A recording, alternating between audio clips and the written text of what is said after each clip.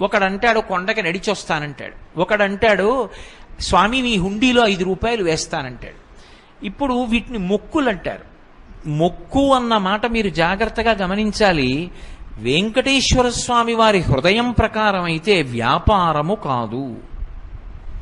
అది పాపము వలన దుఃఖం వస్తోందని వాడు తెలుసుకోవాలి.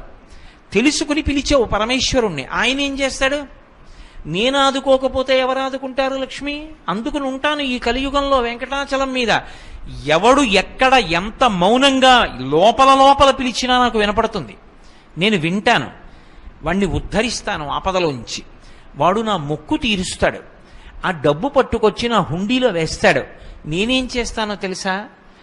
పరమధర్మాత్ముడు నన్ను చూడకుండా ఉండలేక, నాన్నగారిని చూడకుండా ఉండలేక వచ్చినటువంటి కొడుకులా, నన్ను చూడకుండా ఉండలేక